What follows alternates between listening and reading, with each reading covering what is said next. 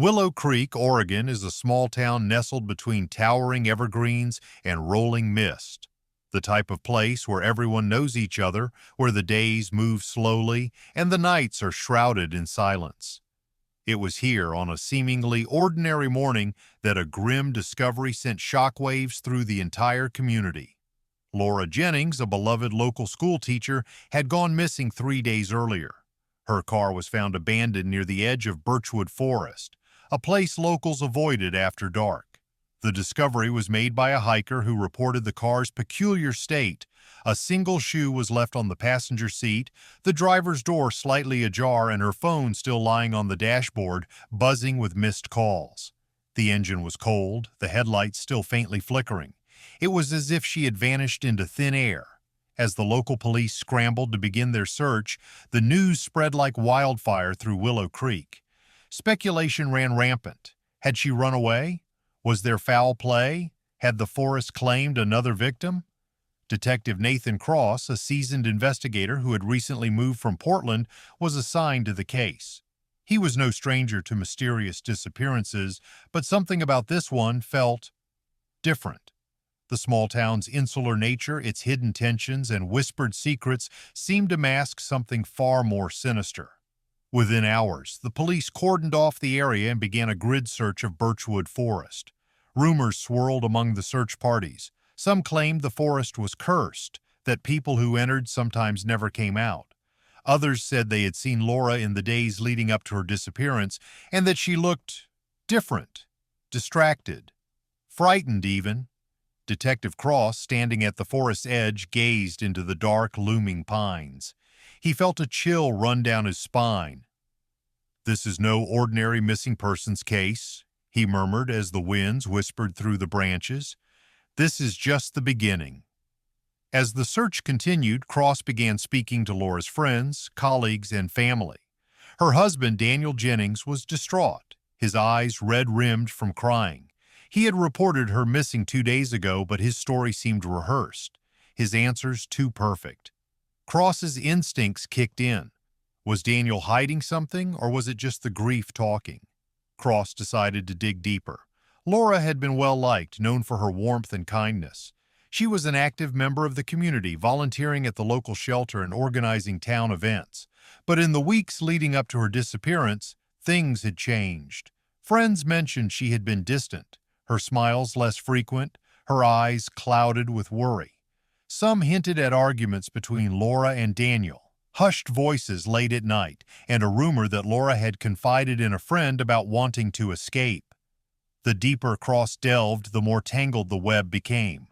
Daniel's alibi seemed airtight. He was with his business partner at a charity gala that evening, with plenty of witnesses to back his story. But why did he hesitate when asked about their marriage? And why was Laura's closest friend, Rebecca Carter, so reluctant to speak? Rebecca, a local florist, had been Laura's confidant for years. But when Cross approached her, she was evasive, nervous, her hands trembling as she arranged a bouquet. "I don't know anything, Detective," she muttered. She was fine." "Fine?" Cross pressed. "She was fine, yet she told another friend she wanted to escape? From what, Rebecca?" Rebecca's eyes flickered with a mix of fear and uncertainty, but she said nothing. Cross felt the tension in the air. "What aren't you telling me?" he asked softly, his voice almost a whisper. Just as she opened her mouth to answer, a loud crack echoed through the forest. A gunshot. Cross's blood ran cold. Something, or someone, was watching. The gunshot seemed to change everything.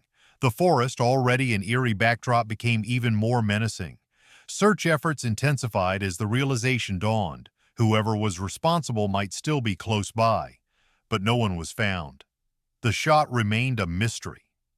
Back in town, Cross began to uncover troubling information. Laura had been visiting a lawyer, making inquiries about divorce. It seemed Daniel was not the only one keeping secrets. Laura had been planning something big, something drastic. But why? Was she afraid for her life? Meanwhile, Cross received an anonymous letter, slipped under his office door late at night. The handwriting was shaky, almost frantic. "The forest knows. Follow the path to where the shadows end." What did it mean? Who sent it? Cross felt the pull of the forest, the sense that the key to this mystery lay deep within its dark, unyielding depths. As Detective Cross pondered the strange letter, he decided to take a calculated risk. He knew he needed to explore the path mentioned in the note. Gathering a small team, he set out into Birchwood Forest, tracing a route that led deeper into the thick, shadowed woodlands. The air was thick with tension. Every crack of a branch underfoot made his heart pound harder. The trees seemed to close in, their branches intertwining like fingers hiding secrets. After what felt like hours, the team stumbled upon a hidden clearing. There they found an old, dilapidated cabin, its windows boarded up and the front door slightly ajar. Cross's instincts screamed danger, but he knew they had to investigate. As they carefully pushed the door open, they saw remnants of a campfire and scattered papers. On the wall, a large, hastily painted message read, "Truth dies in darkness." Inside the cabin, they found something that would turn the investigation upside down. A set of photographs showing Laura with a man who wasn't Daniel. The man's face was blurred, as if deliberately scratched out, but Laura's expression was one of fear. Who was this man? What did he have to do with her disappearance? Back in Willow Creek, Cross began connecting the dots. He discovered that Laura had been seeing this mysterious man for months, secretly meeting him in places outside of town. More questions arose. Was this man a lover, a blackmailer, or something even more sinister? With the investigation now at a critical juncture, Cross turned his attention back to Rebecca Carter, Laura's closest friend. Rebecca had become increasingly nervous, and Cross suspected she knew more than she was letting on. Pushing harder this time, he confronted her again, armed with the new photos. "Who is he, Rebecca?" "You know, don't you?" Cross demanded. Rebecca's face went pale and her hands shook as she glanced at the photographs. After a long silence, she finally broke down. "I didn't want to say anything because I was scared," she whispered, her voice trembling. "But yes, I know him. His name is Alex Hartman and he was obsessed with Laura. But she wanted nothing to do with him. He wouldn't leave her alone, kept following her, threatening her. I think he's dangerous." Cross pressed further. "Why didn't you tell us this before?" Tears filled her eyes. "I thought if I stayed quiet, he would go away. I didn't want to be involved, but now I fear it's too late." What did it mean? Who sent it? Cross felt the pull of the forest, the sense that the key to this mystery lay deep within its dark, unyielding depths. As Detective Cross pondered the strange letter, he decided to take a calculated risk. He knew he needed to explore the path mentioned in the note. Gathering a small team, he set out into Birchwood Forest, tracing a route that led deeper into the thick, shadowed woodlands. The air was thick with tension. Every crack of a branch underfoot made his heart pound harder. The trees seemed to close in, their branches intertwining like fingers hiding secrets. After what felt like hours, the team stumbled upon a hidden clearing.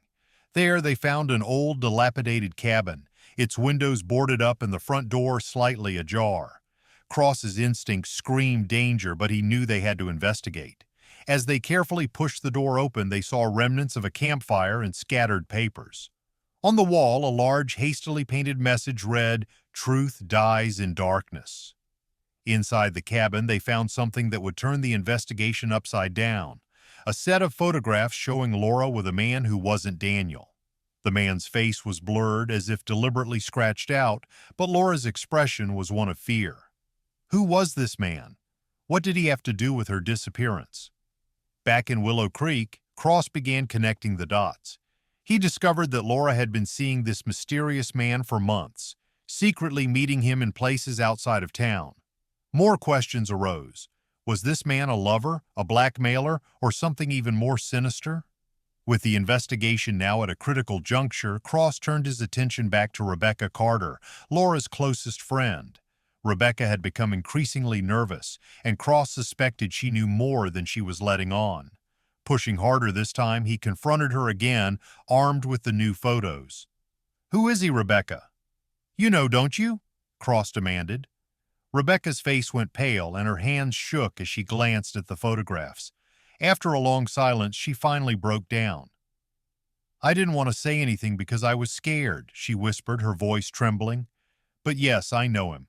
His name is Alex Hartman, and he was obsessed with Laura. But she wanted nothing to do with him. He wouldn't leave her alone, kept following her, threatening her. I think he's dangerous. Cross pressed further. Why didn't you tell us this before? Tears filled her eyes. I thought if I stayed quiet, he would go away. I didn't want to be involved, but now, I fear it's too late. Now with a name to go on, Cross immediately ran a background check on Alex Hartman. What he discovered made his blood run cold. Alex had a history of stalking and violence, with multiple restraining orders filed against him in the past. It seemed he was obsessed with women who had spurned him, and Laura was his latest fixation. Detective Cross was overwhelmed with the intricate web of deceit and mystery that had surrounded Laura's disappearance. Yet he knew there were pieces of the puzzle he hadn't uncovered. Cross revisited the investigation files, focusing on Marlene Cooper and the cult known as the Enlightened Path. The rumors about dark rituals, manipulation, and control haunted his thoughts. The cult had dissolved a decade ago, but what if its influence lingered in shadows, waiting for the right moment to strike again? To uncover more, Cross turned to an unexpected source. Deborah Lane, a former cult member who had publicly denounced the group years ago. Deborah was now a reclusive writer known for her cryptic books on secret societies. Convincing Deborah to speak would not be easy, but Cross knew he had to try. When he finally tracked Deborah down to a secluded cabin on the outskirts of a forgotten town, he found a woman haunted by her past. Deborah hesitated, but eventually agreed to talk. The Enlightened Path was never just a cult, she whispered. It was a front for something much darker. Laura knew too much, and Marlene, she would do anything to protect her secrets. Cross pressed for more, but Deborah only gave him a cryptic clue. Follow the money and look for the one who speaks in riddles. Intrigued and somewhat perplexed by Deborah's clue, Detective Cross began tracing the financial transactions that Marlene Cooper had made over the years. A peculiar pattern emerged. Several large payments to an anonymous entity known only as the Raven. The name was odd, enigmatic, and sent chills down Cross's spine. As he dug deeper into this alias, he discovered a series of mysterious online posts and blogs filled with riddles and cryptic messages, each alluding to hidden secrets within Willow Creek. Realizing he needed help, Cross reached out to Agent Kate Miller, a cybercrime specialist with a reputation for tracking elusive online personas. Miller was sharp, efficient, and had a knack for finding needles in digital haystacks. Within hours, she traced the IP address of the Raven's posts back to a rundown internet cafe in a forgotten corner of the city. Cross and Miller decided to visit the cafe together, suspecting it might lead to more clues. When they arrived, they found the cafe deserted, its windows boarded up, and a for sale sign hanging loosely from the door. Inside, the place was dark and musty, with graffiti-covered walls and broken furniture scattered about. In the back, they noticed a single laptop sitting on a rickety old table, the screen still faintly glowing. Cross felt a sense of unease, but knew they had to investigate. As they approached, the laptop screen flickered to life, displaying a message. "You're getting closer, Detective. But are you ready to pay the price?" Cross's heart raced. Whoever the Raven was, they were watching him, perhaps even now. Miller quickly started analyzing the laptop, her fingers flying over the keyboard. "This is a trap," she muttered, "but we might be able to turn it to our advantage." As she worked, Cross took in the surroundings, his eyes scanning for anything that might give them a clue. He spotted a crumpled piece of paper under a chair, partially hidden. He picked it up and smoothed it out to reveal a hand-drawn map of Birchwood Forest with an X marked near Hollow Lake, the same location referenced in the mysterious cassette tape. It seemed like all roads were leading back to that place. "Looks like our friend wants us to go to Hollow Lake," Cross murmured, showing the map to Miller. "But why?" Miller frowned. "Could be a trap, or it could be exactly where they want us to go to find the next clue. Either way, we have to be prepared for anything." Determined to uncover the truth, Cross and Miller made plans to head to Hollow Lake the next morning. But as they were leaving the cafe, Cross's phone buzzed with a new message. He looked down to see an anonymous text. "Time is running out. The shadows are closing in. Component placement. Undeterred by the ominous message, Cross and Miller drove to Hollow Lake at dawn, their breaths visible in the cool morning air. The area was eerily quiet, the fog hanging low over the water like a shroud. They parked a distance away and approached the lake cautiously, their senses heightened to every sound. Hartman laughs bitterly. "You'll never know," he sneers, "because they control everything in this town. They see everything. They know everything. And they've been watching you, detective, since the moment you arrived." Cross feels a chill run down his spine. "Who are they, Alex? Tell us. Who's pulling the strings?" Hartman's expression flickers with a mix of fear and defiance. He opens his mouth to speak again, but suddenly there's another sound, a sharp crack from the woods behind him. His eyes widen in shock and he collapses forward, dropping his gun, a dart protruding from his neck. Cross and Miller dive for cover, adrenaline surging through their veins. Miller whispers, "Tranquilizer dart." Someone wants him alive. Cross nods, pulling his gun as he scans the tree line. "Stay low," he mutters. "We're not alone." They hear rustling in the bushes, and a shadowy figure emerges, dressed in tactical gear, face obscured by a mask. Cross takes aim, but the figure moves swiftly, disappearing back into the dense foliage. "They're professionals," he mutters. "Someone doesn't want us getting any closer to the truth." Hartman lies on the ground, unconscious but alive. Miller checks his pulse. "He's out cold, but he'll make it," she reports. "We need to get him back to town and figure out who's behind this." Cross agrees. "Let's go, but keep your eyes peeled. I have a feeling this is far from over." Back in Willow Creek, Cross and Miller bring Hartman to the station and have him placed under protective custody. They know they have to act fast. Whoever is behind this won't stop until Hartman is silenced for good.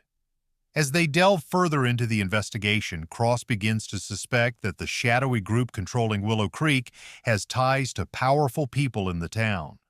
Marlene Cooper, Laura's secret sister, seems to be at the center of it all. But the deeper they dig, the murkier the waters become. They start to notice things: phones tapping, cars following them, strange figures lingering outside their homes. Cross begins to feel the paranoia creeping in. He knows they're being watched and every move they make is being tracked. Meanwhile, Isabel's mother, Margaret Stanton, a powerful woman with deep ties to Willow Creek, becomes a person of interest. Cross overhears a suspicious phone call between her and another unknown party. "Don't let them hurt you, not like last time," Margaret warns. Cross decides to bring Margaret in for questioning. She arrives at the station with an air of confidence, but as soon as she sits down, her demeanor shifts. "I don't know what you're talking about," she says coldly, but Cross pushes her, showing her the photographs and the connection between Marlene and Laura. "You knew, didn't you?" he demands. "You knew what happened all those years ago and you've been hiding it." Margaret's expression falters for a moment, but she regains her composure. "I've done what I needed to protect my family," she says quietly. "You don't understand the forces at play here, detective. You have no idea what you're up against." But before Cross can press further, Margaret adds, almost whispering, "Isabel wasn't alone in those woods that day. There was another child, a boy, and he's still missing." Margaret's revelation sends shockwaves through Cross and Miller. They now have more questions than ever. Who was the missing boy and what happened to him? Was he connected to the same people controlling the town? Cross delves deeper into the case of the missing boy who was presumed dead but whose body was never found. As he digs into the town's archives, he finds an old newspaper clipping about a political scandal from decades ago involving a young boy who disappeared, the son of Richard Hayes, a powerful local businessman with deep roots in Willow Creek. Cross realizes that Hayes has enough influence to cover up whatever happened back then. The town begins to buzz with rumors. The residents start connecting the dots between the recent events and the long-forgotten scandal.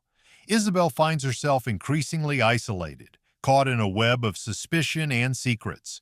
Meanwhile, Thomas Miller, the town's eccentric, starts receiving threatening messages warning him to stay silent or face the consequences. Cross knows time is running out.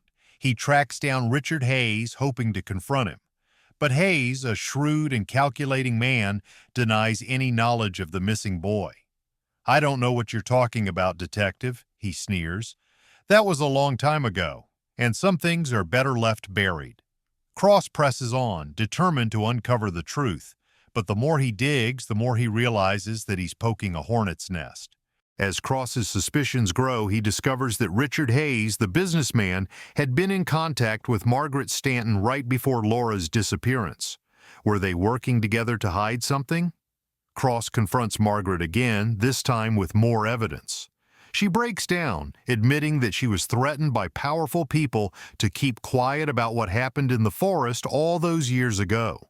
She hands over a cryptic note she found slipped under her door the night before Laura's murder. "Stay silent, or else..." Cross pieces together that there are at least two forces at play, one trying to bring the truth to light and another doing everything to keep it hidden.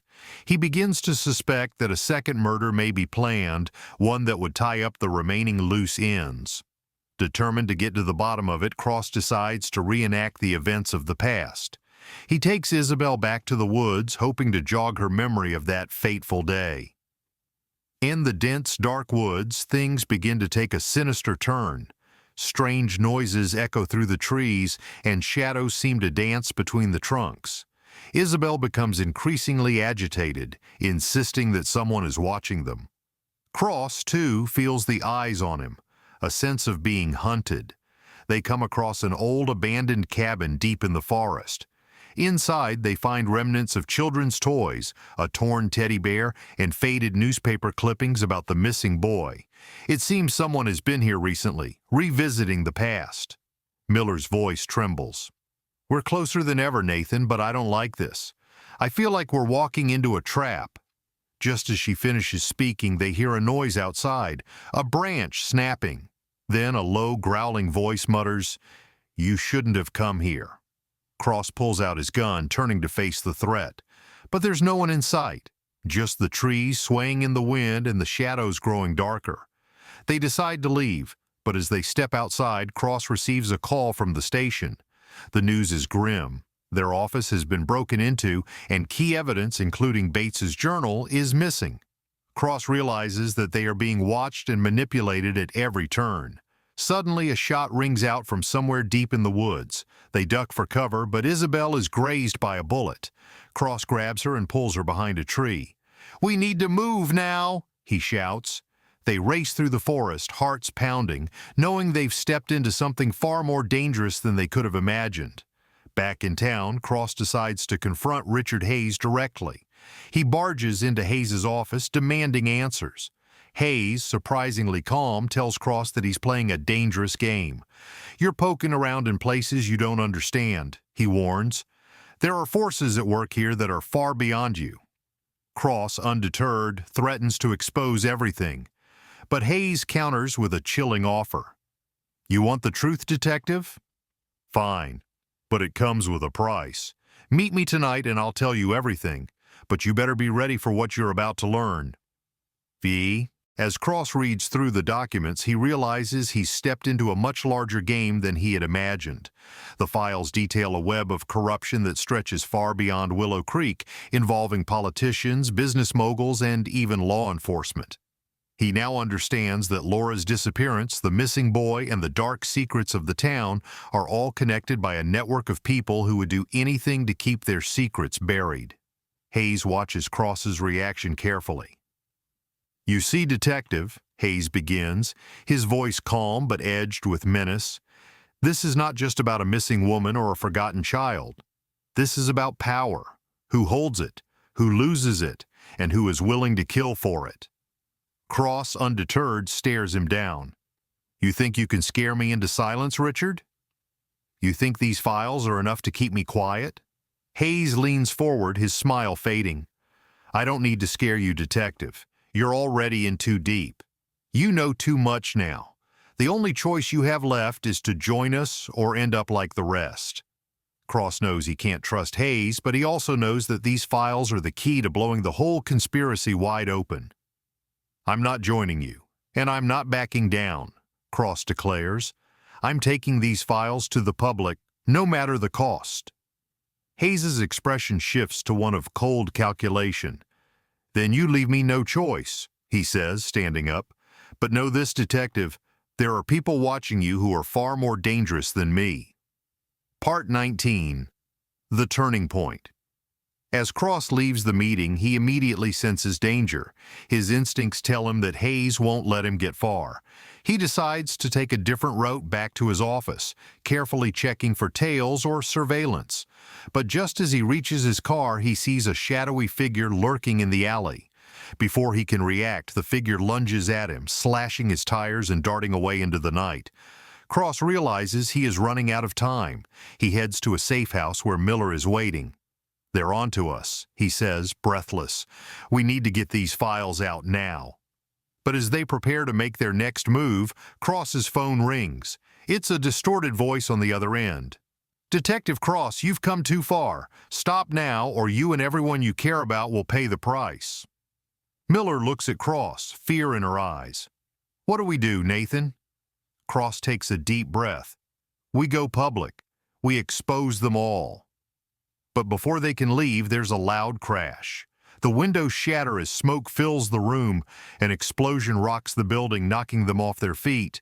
As Cross scrambles to his feet, he realizes they've been targeted. "We're out of time," he yells. "We need to move now." Part 20. The Final Confrontation. Determined to bring everything to light, Cross decides to set a trap of his own. He organizes a fake press conference inviting all the key players, the town's elite, the business moguls, and even Richard Hayes. He knows it's risky, but he also knows it's the only way to force their hand. The day of the press conference arrives. The room is filled with reporters, cameras, and the people of Willow Creek, all buzzing with anticipation. Cross steps up to the podium, his face stern and resolved. "Today," he begins, "we are here to uncover the truth." He presents the files, the evidence of corruption, the confessions, and the connections between Laura's disappearance, the missing boy, and the powerful figures who have been manipulating the town for years. The room erupts into chaos as the crowd gasps and murmurs. But just as he finishes his presentation, a figure steps forward from the shadows, a man no one expected. It's Michael Crane, a high-ranking local businessman who had kept a low profile throughout the investigation. He pulls out a gun and aims it at Cross. "Enough!" Crane shouts. "You think you can destroy everything we've built here? You think you can just expose us and walk away?" Cross, prepared for this, calmly holds up his hands. "Michael, it's over. We have everything we need to bring you down." Crane's hand shakes, his face contorted with rage, but before he can pull the trigger, there's a gunshot from the back of the room. Crane collapses, shot in the shoulder. The shooter steps forward. It's Thomas Miller, the town's eccentric, now holding a smoking gun. "Not today," Thomas says, his voice steady. "Not anymore." The police swarm in, arresting Crane and the others implicated in the files. Cross watches as the network of corruption finally unravels before his eyes. He feels a weight lift from his shoulders. The truth, as twisted and dark as it was, has finally come to light. With the corrupt officials behind bars and the conspiracy exposed, Willow Creek begins to heal.